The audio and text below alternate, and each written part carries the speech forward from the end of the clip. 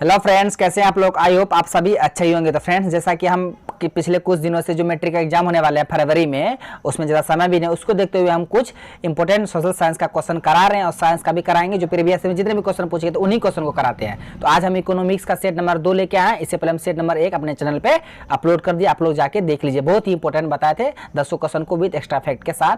आज भी set number 2 लेके आए, इसमें भी 10 क्वेश्चन बताएंगे, 10 क्वेश्चन के साथ एक्स्ट्रा फैक्ट भी बताएंगे। अब उसे भी ध्यान में रखिएगा, आने वाले एग्जाम के लिए आप लोग के लिए बहुत ही हेल्पफुल होंगे, खासकर जो जिसका एग्जाम है फरवरी में 2022 में। तो चलते हैं, शुरू करते हैं। आज का पहला क्वेश्चन है कि शेयर बाजार की नियामक संस्था है। जो फ्रेंड्स, जो शेयर बाजार है उनका नियामक संस्था कौन सी है?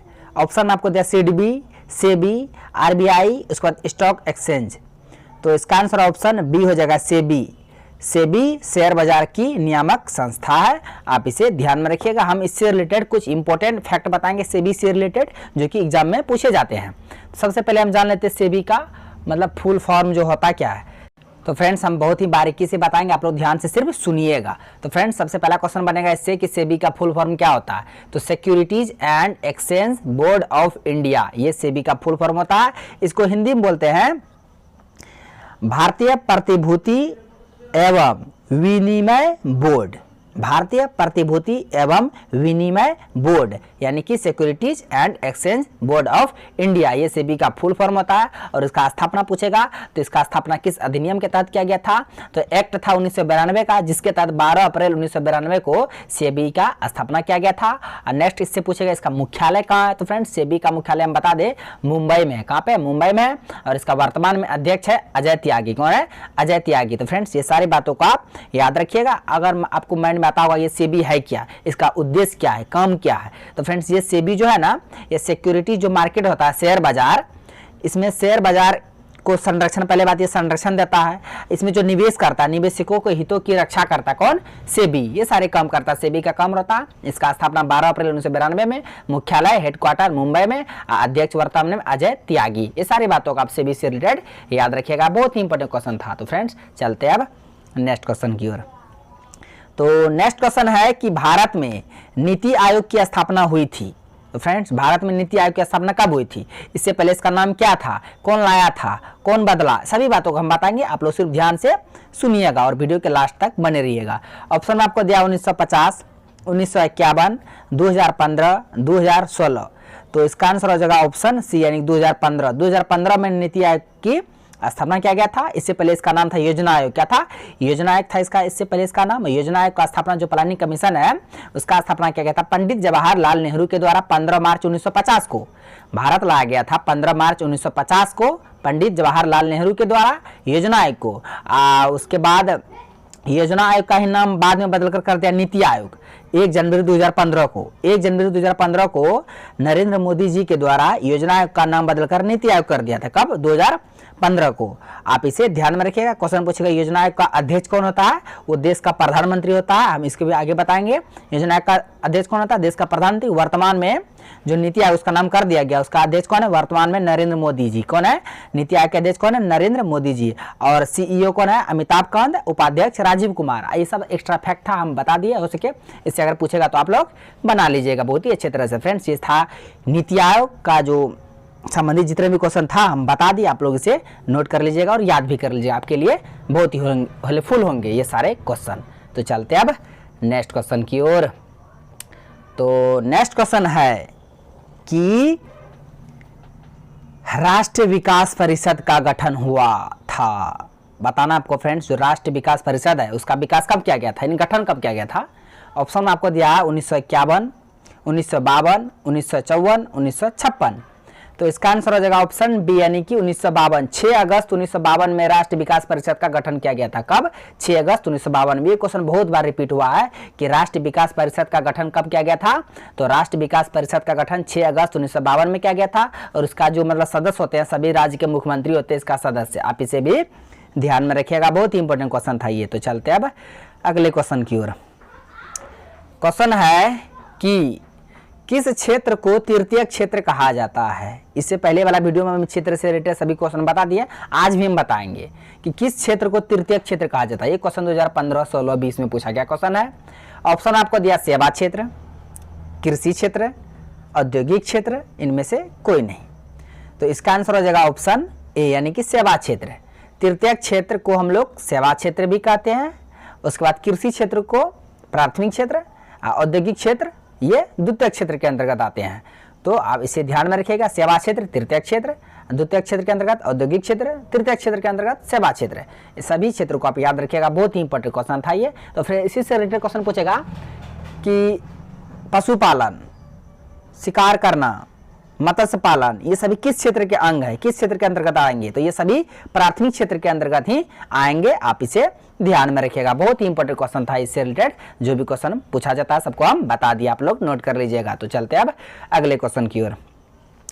क्वेश्चन है कि भारत की प्रथम पंचवर्षीय योजना का कार्यकाल था। तो बताना आपको, भारत में जो पंचवर्षीय योजना को चला गया था उसका प्रथम पंचवर्षीय योजना का कार्यकाल क्या था, पीरियड क्या था, कब से कब तक चला था प्रथम पंचवर्षीय योजना? ऑप्शन में आपको दिया 1950 से 55, 51 से 56, 52 से 57, 54 से 59 यानी 1900 आप लोग देख रहे होंगे।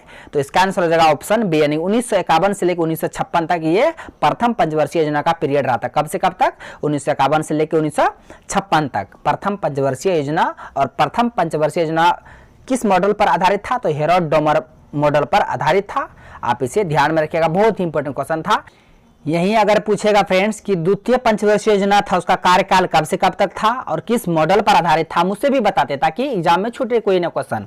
तो द्वितीय पंचवर्षीय योजना कार्यकाल था 56 से कब? 61, 56 से 61। पहला था 51 से 56, दूसरा 56 से 61। पहला था हेरोड-डोमर मॉडल पर आधारित था, लेकिन द्वितीय पंचवर्षीय योजना पूछेगा किस मॉडल पर आधारित था, तो वो पीसी महाल नोबिस मॉडल पर आधारित था। आप इसे ध्यान में रखिएगा, बहुत ही इंपॉर्टेंट क्वेश्चन है। एक क्वेश्चन और पूछता है इससे कि 11वीं पंचवर्षीय योजना का अवधि क्या है? 11वीं पंचवर्षीय योजना हुआ था उसका अवधि क्या है, पीरियड क्या है? तो 2007 से लेकर 2012 तक था 11वीं पंचवर्षीय योजना की अवधि। आप उसे भी ध्यान में रखिएगा। तो फ्रेंड्स पंचवर्षीय योजना से मतलब जो क्वेश्चन इंपॉर्टेंट थे सबको बता दिए, आप लोग इसे ध्यान में रखिएगा। इसका कार्यकाल कब से कब तक था, किस मॉडल पर आधारित था, हम सबको बता दिए। तो चलते अब नेक्स्ट क्वेश्चन की ओर। नेक्स्ट क्वेश्चन है कि बिहार के आर्थिक पिछड़ेपन का मुख्य कारण क्या है? प्रमुख कारण बताना है फ्रेंड्स। बिहार जो पिछड़ा राज्य ही है, इसका पिछड़ेपन का कारण क्या है, प्रमुख कारण? ऑप्शन में आपको दिया है जनसंख्या में तीव्र वृद्धि, वो तो हुई आप लोग देख ही रहे होंगे, कृषि पर अत्यधिक जनभार, बाढ़ एवं सूखा का प्रकोप, उपर्युक्त सभी। तो इसका आंसर हो जाएगा ऑप्शन डी यानी कि उपर्युक्त सभी। सभी है इसका मुख्य कारण, बिहार के पिछड़ेपन का सभी मुख्य कारण है। पहला ऑप्शन में है जनसंख्या में तीव्र वृद्धि। तो यहाँ इतना ना मतलब बच्चा पैदा हो रहा है ना, अब मत पूछिए, जनसंख्या में इतना वृद्धि हो रहा है तो विकास क्या करेगा, खाक। उसके बाद कृषि पर अत्यधिक जनभार है, यहाँ सब चीज कृषि पर लगल है, सब लगल है, धान गेहूँ मक्का, धान गेहूँ मक्का। इसके अलावा यहाँ के जो किसान है वो कुछ नहीं करते हैं। इसमें क्या है, उसमें से पेट किस तरह लोग भरते हैं, जीवन व्यतीत करते हैं, बस यही है। तो इसे पिछड़ेपन का कारण ही होगा ना। उसके बाद बाढ़ एवं सूखा, एक तो इधर से कोसी नदी होने के कारण इतना मतलब भयंकर बाढ़ आता प्रत्येक वर्ष, पूरा देता है फसल को बर्बाद करके, पूरा हर एक क्षेत्र बाढ़ सूखा, ये प्राकृतिक आपदा आता ही रहता बिहार में। तो ये भी कहीं ना कहीं परिणाम के इसका जो पिछड़ेपन का कारण रहा है। तो इसलिए इसका आंसर डी हो जाएगा यानी सभी। ये सभी है बिहार के पिछड़ेपन का कारण। बिहार पिछड़ा राज्य है, यहाँ प्रति व्यक्ति आय सबसे कम है, क्या क्या कारण है यहाँ पे देख लिए ही होंगे। तो आप इस तरह से याद कर सकते हैं, बहुत इंपॉर्टेंट क्वेश्चन था ये। आप क्वेश्चन पूछेगा कि बिहार का शोक किस नदी को, कोसी नदी को, हम बता भी दिए, बहुत इंपॉर्टेंट क्वेश्चन था। तो चलते अब नेक्स्ट क्वेश्चन की ओर। नेक्स्ट क्वेश्चन है कि ऑपरेशन फ्लड क्या है? ऑपरेशन फ्लड क्या है? ऑप्शन में आपको दिया बाढ़ नियंत्रण, डेयरी विकास जो दूध होता है, दुग्ध, उसके बाद बांध का रख रखाव, इनमें से कोई नहीं। तो इसका आंसर हो जाएगा ऑप्शन बी यानी कि डेयरी विकास से संबंधित है ऑपरेशन फ्लड। पूछेगा ऑपरेशन फ्लड का संबंध किससे है, तो दुग्ध उत्पादन से, डेयरी विकास से। और ऑपरेशन फ्लड जिसे दुग्ध क्रांति, श्वेत क्रांति के भी नाम से जानते हैं, आप इसे ध्यान में रखिएगा। श्वेत क्रांति का जनक किसे कहा जाता है, डॉक्टर वर्गीज कुरियन को। डॉक्टर वर्गीज कुरियन जो कि केरल के थे, इन्हें श्वेत क्रांति का जनक कहा जाता है। आप इसे ध्यान में रखिएगा, बहुत ही इंपॉर्टेंट क्वेश्चन था। ऑपरेशन फ्लड का संबंध दुग्ध उत्पादन से, डेयरी विकास से। तो चलते हैं अब अगले क्वेश्चन की ओर। क्वेश्चन है कि भारतीय योजना आयोग के प्रथम अध्यक्ष कौन थे? ये क्वेश्चन फिर आ गया फ्रेंड्स प्लानिंग कमीशन का, कि जो भारतीय योजना आयोग थी उसका प्रथम अध्यक्ष कौन थे? पहले बता दिए थे, योजना का अध्यक्ष कौन था, देश का प्रधानमंत्री। और पता कर सकते हैं जो प्रथम प्रधानमंत्री थे भारत को, वही होगा ना योजना आयोग का प्रथम अध्यक्ष। और योजना आयोग का प्रथम अध्यक्ष कौन होगा? ऑप्शन में आपको दिया मोरारजी देसाई, लाल बहादुर शास्त्री, पंडित जवाहरलाल नेहरू, राजीव गांधी। तो इसका आंसर ऑप्शन सी हो जाएगा। पंडित जवाहरलाल नेहरू, इन्हीं के द्वारा योजना को लाया गया था 15 मार्च 1950 को भारत में इसका स्थापना किया गया था। इसका प्रथम अध्यक्ष कौन था? पंडित जवाहरलाल नेहरू। और वर्तमान में इसका अध्यक्ष है, इसका नाम तो नीति आयोग कर दिया, नीति आयोग का वर्तमान अध्यक्ष है श्री नरेंद्र मोदी। आप इसे ध्यान में रखिएगा। योजना आयोग का अध्यक्ष होता है देश का प्रधानमंत्री। कौन था? प्रधानमंत्री। तो फ्रेंड्स, अगर वीडियो अच्छा लगा तो लाइक कर दीजिए, बहुत ही मेहनत करके आपको बताते हैं।